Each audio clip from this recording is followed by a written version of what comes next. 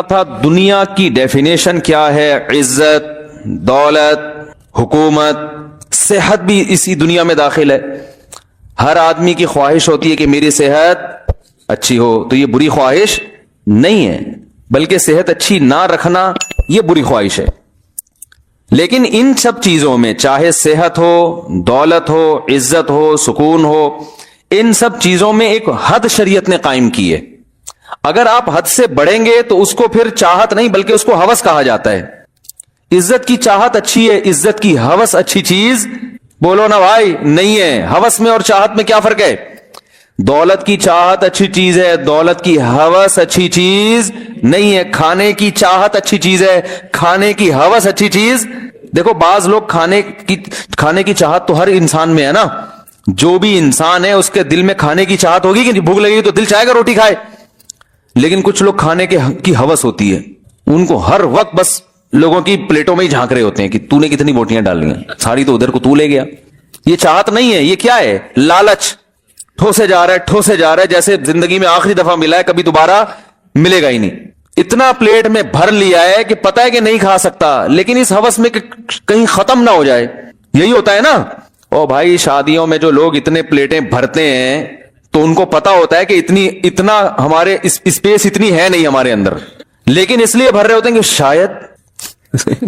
شاید جب ٹھوسیں تو خود کوئی کھانچا ایک ایسی آنت اللہ نے پیدا کی ہو جس پر اب تک ہم مطلع نہیں ہوئے. عین ممکن ہے بھائی، سائنسی ترقی تو ہوتی رہتی ہے، کوئی نئی آنت دریافت ہو جائے گی، ہو سکتا ہے اس میں جا رہا ہو. اور یہ بھی ڈر ہوتا ہے کہ اگر ختم ہو گیا پھر کیا کریں گے. تو یہ ہوس ہے بھائی، تھوڑا سا نکال لو یار، تھوڑا سا کھا لو دوبارہ انشاءاللہ دوبارہ بھی مل جائے گا. نہیں ملا تو عزت تو رہے گی نا، پہلے تو عزت ہے نا، یہ کھانا پینا تو بعد میں. دولت کے بارے میں بھی یہی حال ہے کہ دولت کی چاہت تو ہر انسان میں، صحابہ بھی تاجر تھے، کماتے تھے، ضرورت ہوتی ہے بھائی انسان کو. ایک ہے ہوس، دماغ پہ مسلط کر لیا ہے بس، پیسہ پیسہ. اتنا ٹائم لگاتا ہے پیسہ کمانے میں کہ نہ صحت کا خیال، نہ بیوی بچوں کے لیے وقت مل رہا ہے. میں اکثر ایک واقعہ بتاتا ہوں، ہمارے بھائی کے دوست تھے اسٹاک ایکسچینج میں.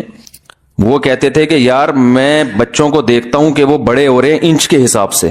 کیا مطلب؟ صبح جب آفس سے نکلتا ہوں تو بچے جب اسکول جاتے ہیں تو میں سویا ہوا ہوتا ہوں، اور جب اسکول سے آتے ہیں تو میں گھر پہ نہیں ہوتا، آفس میں ہوتا ہوں. جب گھر آتا ہوں اتنی لیٹ آتا ہوں کہ بچے سو چکے ہوتے ہیں، تو بچوں کی زیارت ہی نصیب نہیں ہوتی. تو بس روزانہ بچوں کو جا کے دیکھتا ہوں، اب اتنے تھے اب اتنے بڑے ہو گئے. اور اتوار والے دن بچے وہ نانی کے یہاں، اپنی وہ جو بچے تو جاتے ہیں نا اکثر نانی کے یہاں. یہ نانی بھی اللہ کی بڑی نعمت ہے، یاد رکھو. بچوں کے لیے نانی کا ہونا روٹی جتنا ضروری ہے. اس لیے نانا دادا جلدی بنا کرو، حقیقت ہے. جلدی دادا بن جاؤ، جلدی سے نانا بن جاؤ، اور نانی بھی عورتیں جلدی بن جائیں، دادی بھی جلدی بن جائیں، تو وہ اپنی اولاد کی خوشیاں اور بہاریں دیکھنے کو ملتی ہیں ان کو. یہ تو خیر ٹاپک چلتا، ہر بیان میں تھوڑا سا تڑکا ہم اس پہ لگاتے ہیں، یہ ضروری ہے، پروپیگنڈا بہت ہوا ہے نا. تو یہ بھی ہوس ہے کہ آپ نے کمانے میں اتنا ٹائم لگا دیا، ایک عذاب بنا لیا، یار میں پیسہ کیوں نہیں آ رہا، یار یہ پیسہ کہاں سے آئے گا یار. او بھائی جان کیا بھائی، سب کو ضرورت ہے پیسے کی، تو کم مل جائے ٹھیک ہے، نہیں ملے تو 2 وقت کی روٹی جتنا مل جائے. یہ بہرحال دیکھو، ایک تمیز والے آدمی کو اگر کھانا مل جائے، بھوک لگ رہی ہے، بس اتنا ہو کہ بالکل ہی بدمزہ نہ ہو کہ حلق میں اتر ہی نہ رہا ہو، تو گزارے لائق بھی مل جائے کہ بھائی اتنا ہو کہ چلو دال بھی ہے تو تھوڑا سا ٹماٹر کا تڑکا شڑکا لگوا لیتے ہیں، ٹھیک ہے نا، تو یہ کافی ہے. پھر آگے آپ اس میں کڑھائی بھی بنا کے کھا سکتے ہو، نہاری میں نلی بھی ڈال سکتے ہو، مغز بھی ڈال سکتے ہو، پھر تو کوئی انتہا نہیں ہے نا اس کی. تو بھائی جتنا اچھا ہو اچھا ہے، لیکن اس اچھے کے چکر میں جو آپ کو دال مل رہی ہے اس پہ ٹینشن تھوڑی ہوگی. بھوک کے وقت آپ دال بھی کھاؤ گے، تھوڑا سا بنی بھی اچھی ہو، تو آدمی کہتا ہے یار اللہ کا بڑا فضل ہے، کھا کے اس میں بھی سیر ہوتا ہے کہ نہیں ہوتا، مزہ آتا ہے. تو اگر دال کھا کے طبیعت سیر ہو گئی بھائی ماشاءاللہ پیٹ بھر گیا، تو اس کا مطلب کھانے کی ہوس نہیں ہے. اور اگر ہر وقت یہی فکر یار یہ کیا کھا رہا ہوں میں، جیسے آج کل بچوں کو ماں باپ نے بگاڑ دیا ہے. ہمیں تو یاد ہے ہم جب کھانا کھاتے تھے تو سمجھ میں آئے نہ آئے گن پوائنٹ پہ ہمیں کھلایا جاتا تھا. ہماری والدہ کا چمٹا مجھے یاد آتا ہے، اللہ مغفرت فرمائے، ان کے درجات بلند فرمائے. کھانا پک رہا ہے نا، آلو کی بھجیا صحیح ہے نا، وہ انڈین کھانے بناتی تھی. آج کھنڈیاں پکی ہیں، وہ کھنڈیوں کا تو لفظ اب کہیں سننے کو ہی نہیں ملتا، آج بڑیاں پکی ہیں، بڑیاں. ہماری والدہ وہ انڈیا کے پرانے کھانے تھے، بڑیاں، کھنڈیاں. وہ کڑی چاول تو ہٹو بچوں ہے، کڑی چاول تو ابھی بھی چھوڑتے نہیں ہم. कड़ी चावल तो लोगों को पता ही नहीं कड़ी चावल का जी। हाँ साग, तो वो खंडियां, बच्चों को ये खंडियां वंडियां समझ में नहीं आती है, तो टेस्ट डेवलप करना पड़ता है ना कुछ वक्त के बाद। तो वो भुजिया पका ली, तो आज कड़ियां पका ली, तो हमारा वो कड़ियां जो है ना, वो क्या था, कड़ियां कह रहा हूं, खंडियां और बड़ियां, वो मंगोचियां भी होती थी, बेसन की मंगोचियां, वो देख के हमारे चेहरे पे सलवटें आना शुरू हो जाती थी। हमें चाहिए था भाई हर दफा गोश्त का सालन हो, या कोई बिरयानी हो, या कोई पुलाव टाइप की चीज हो। तो वालदा ने कभी भी हमारी चेहरे की सलवटों से मुतासिर होने की कोशिश नहीं की। अरे नहीं ये खा ले, चलिए बना दूं, चलिए अंडा बना दूं, सही है ना। चिमटा दिखाती थी, खा इसे, वो जो चिमटे से रोटी पकड़ी होती थी ना, ऐसे दिखाती थी, खाओ। बाज दफा खाते थे, बाज दफा मुंह बना बना के ना थोड़ा बहुत घुमाया और निकल लिए पतली गली से, भाई नहीं खाया जा रहा, तो नहीं खाओ तो जाओ, भूखे रहो, सुबह नाश्ता मिल जाएगा। जितनी खुराक सेहत के लिए जरूरी है ना, वो मिल जाती है। कोई जरूरी नहीं कि माए बच्चों को ठोस ठोस के ही बड़ा ही नहीं होगा, बड़ा खुद ब खुद होगा, सही है ना, जहन में रखो। आज तक मैंने कोई आदमी ऐसा नहीं देखा जो बड़ा ही ना हुआ हो, कि जी ये 5 साल के बाद रुक गया था, अब ये इतने का इतना ही है। कोई बीमारी की वजह से कद रुक जाए तो एक अलग बात है, कम खाने की वजह से कभी भी कद नहीं रुकता, ये मेडिकली साबित है। मेरे तो बड़े बड़े डॉक्टरों से ताल्लुकात हैं। फिर परसों माशाल्लाह एक बहुत बड़े डॉक्टर आए थे, उनसे हमने पूरा इंटरव्यू लिया और बहुत सारी मालूमात मिली। तो मेडिकल साइंस ये कहती है कि बच्चे की जो कद है ना, और जो ग्रोथ जितनी होनी है वो ऑटोमेटिकली होगी, उसको रोकना बहुत मुश्किल है। अगर आप माँ बाप चाहें कि हमारा बच्चा 5 फुट से ऊपर ना जाए, मसलन किसी के बच्चे बड़े लंबे लंबे हो रहे हैं, खुद भी लंबे हैं वो माँ बाप, वो चाह रहे हैं यार ये तो 6-6 फुट के अजीब से लग रहे हैं, तो ये 5.5 पे आके रुक जाएं, रोकना मुश्किल है। जितना भी भूखा रखोगे नहीं वो 5.5 तक पहुंचेगा। समझ रहे हैं कि नहीं समझ रहे? ये तो कुदरत की तरफ से ना ऐसे सॉफ्टवेयर इंस्टॉल हो चुके होते हैं, ये प्रोग्रामिंग पहले से हो चुकी होती है। इस कमबख्त ने कितना बड़ा होना है, कितना चौड़ा होना है, इसकी हड्डी कितनी चौड़ी, ये सब चीजें गॉड गिफ्टेड हैं। अब आप अगर चाहो कि बिल्ली को खिला खिला के शेर जितना बड़ा कर दो तो हो जाएगी, फट के उठा के मर जाएगी, वो हलाक हो जाएगी। और अगर आप ये चाहो कि मैं इसको इतना कम खिलाऊं कि ये चूहे जितनी हो जाए तो हो जाएगी। भाई जितना कद उसने निकालना है, और कद अक्सर माँ बाप पे जाता है ना, वालिदैन पे, या जो आपके जो बाप दादा का। चाइना वाले जितना भी खा लें, क्या ख्याल है, वो इतने से ही रहेंगे, पिद्दे पिद्दे से। वो अगर उनकी कोई वो जीन्स में तब्दीली की तो वो शायद 8-10 नस्लों के बाद जाके कोई इंजेक्शन लगा के कोई फार्मी मुर्गी की तरह की कोई नस्ल निकाली जाए तो फिर एक अलग चीज है, लेकिन ये चेंज करना आसान नहीं है। मेरी छोटी बच्ची को टॉन्सिल्स है ना, तो मैं बड़ा परेशान था, मैं कि इसको ऑपरेशन कराऊं, क्या कराऊं। अल्लाह जज़ाए खैर दे कि यहाँ डॉक्टर साहब हैं बड़े समझदार। मैंने उनसे कहा ये इसके टॉन्सिल्स नहीं खत्म हो रहे, तो उन्होंने कहा इससे आपको तकलीफ क्या है? मैंने कहा तकलीफ ये है कि टॉन्सिल है, बच्चे की ग्रोथ नहीं होगी इससे। उन्होंने कहा ऐसा कुछ नहीं है, अगर टॉन्सिल्स के इससे कोई नुकसान नहीं हो रहा, बार बार बुखार हो रहा हो ना, फिर तो नुकसान है। अगर बुखार नहीं हो रहा तो उन्होंने कहा कुदरती चीजों को छेड़छाड़ की कोशिश।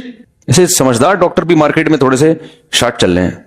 बास डॉक्टर, सब नहीं, बास डॉक्टर तो कसाई होते हैं, वो पहले से आरे चापड़ वापड़ लेके बैठे हुए होते हैं, लाओ वही इसको क्या काटना है बताओ खाली, ठीक है ना।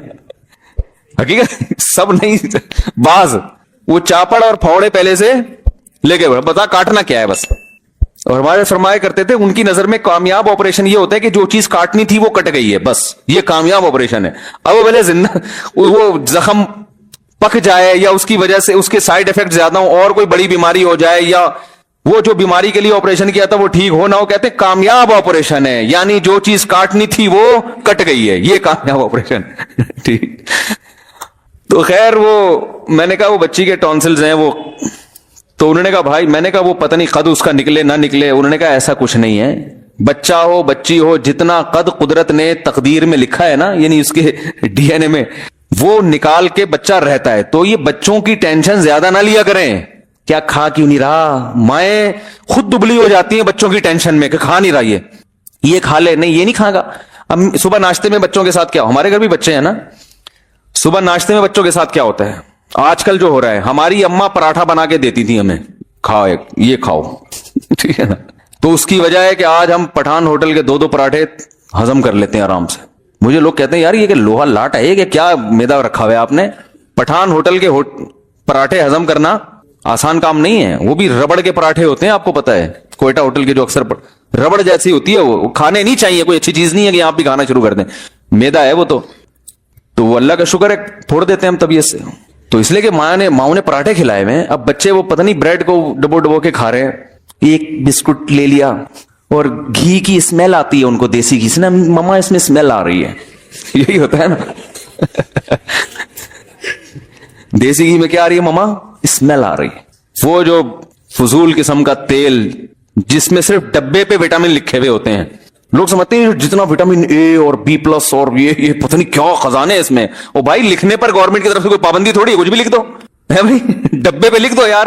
آپ وٹامن بی پلس کو 6 سے ضرب دے کے لکھ دو, کوئی چھاپا نہیں پڑے گا فیکٹری پر, کوئی وزارت خوراک کی طرف سے کوئی چھاپا پڑے کہ یار یہ ڈبے پہ تم نے وٹامن بی پلس اور کیا کیا لکھا ہوا ہے بھی کہ نہیں ہے. کبھی چھاپا پڑا؟ پہلی دفعہ میں ہوتا ہے کہ تھوڑا بہت خوراک کے جو محکمہ ہے وہ اس کو رپورٹ پیش کرنی ہوتی ہے, وہ بھی پتہ نہیں آج کل تو پیسے کھلا کے رپورٹیں بن رہی ہیں. قتل کے کیس میں رپورٹیں پیسے کھلا کے بن جاتی ہیں, تو ڈبے میں وٹامن ہے یا نہیں اس کے لیے کوئی ریسرچ کرے گا؟ کیا خیال ہے بھائی؟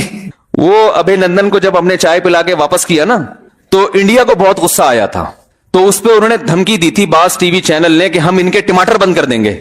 انڈیا سے ٹماٹر بہت آتا ہے, تو ہمارے یہاں بعض لوگوں نے کہا ہمارے ہاں تو ٹومیٹو کیچپ میں ٹماٹر نہیں ڈلتا جو ہے ٹماٹر کی چٹنی. تو ہمارے یہاں تو جو جس چیز کی چٹنی ہے اس میں وہ چیز نہیں ڈل رہی بھائی. تو آپ کیا سمجھتے ہو اس آئل میں وٹامن بی ڈالیں گے؟ یہ وٹامن اے ڈالیں گے تو دیسی گھی میں ملے گا آپ کو. یہ جو کوکنگ آئل آ رہے ہیں نا, یہ کچھ بھی نہیں ہے بھائی. کھا لیا کریں, کوئی وہمی نہ بنے. اللہ نے اگر پیسے دیے تو گھی کھایا کریں, بچوں کو گھی کا عادی بنائے. نہیں دیے تو پھر جو دنیا کھا رہی ہے وہ کھاتے رہیں, وہمی نہ بنے. مر جائیں گے نا زیادہ زیادہ, کیونکہ اب پیسے ہیں نہیں اور گھی خرید کے ٹینشن سے مر جائے گا وہ, تو وہ ٹینشن زیادہ نقصان دہ چیز ہے. تو میں لوگوں سے کہتا ہوں بھائی دیسی انڈے کھایا کرو, پیسے ہیں. نہیں ہے تو یہ فارمی کھاؤ جو پوری دنیا کھا رہی ہے. دیسی مرغیاں کھایا کرے, نہیں ہے تو وہمی نہ بنے.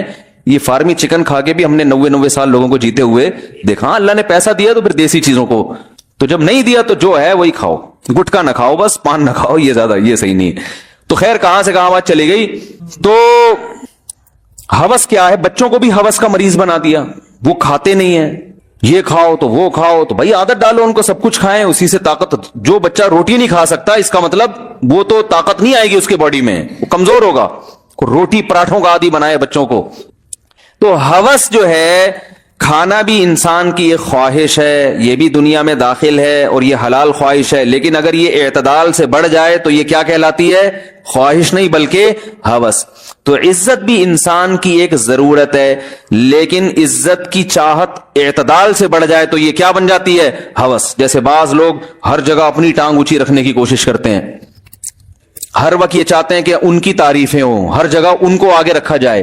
جو پہلے سے عزت دار لوگ ہیں اپنے آپ کو ان سے آگے نکالنے کی کوشش کرتے ہیں بجائے اس کے کہ ان کو عزت دیں. دیکھو بیٹا اگر باپ سے آگے نکلنے کی کوشش کرے کہ میرے ابا کی عزت اس گھر میں بہت ہے, تو ابا کے سامنے تو میری کوئی سنتا ہی نہیں ہے بھائی. تو میں چاہتا ہوں باپ کے سامنے بھی لوگ میری سنیں. تو یہ عزت کی خواہش نہیں ہے بلکہ عزت کی ہوس ہے کہ آپ باپ کا باپ بننے کی کوشش کر رہے ہو. ایک آدمی اپنے آفیسر سے زیادہ عزت چاہتا ہے کہ میری عزت میرے آفیسر سے زیادہ ہو, تو یہ خواہش نہیں ہے بلکہ یہ بھائی جو پہلے سے قابل عزت ہے ان کو تو ان کا مقام دینا پڑے گا نا. تو ہوس بری چیز ہے. قرآن نے کیا بتایا یہود علماء کے بارے میں؟ وَيُحِبُّونَ أَن يُحْمَدُوا بِمَا لَمْ يَفْعَلُوا فَلَا تَحْسَبَنَّهُمْ بِمَفَازَةٍ مِّنَ الْعَذَابِ. فرمایا ان یہودیوں کے علماء چاہتے ہیں کہ ان کی عزت ان کاموں پہ ہو جو کام انہوں نے کیے ہی نہیں ہیں.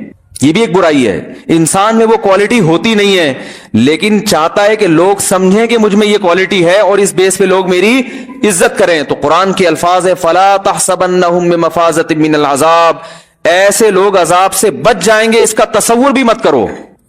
آپ میں کوئی کوالٹی ہے نہیں لیکن آپ چاہتے ہو کہ لوگ یہ سمجھیں کہ مجھ میں یہ خاصیت ہے, میں اتنا اچھا ہوں اور یہ پھر میری عزت کریں.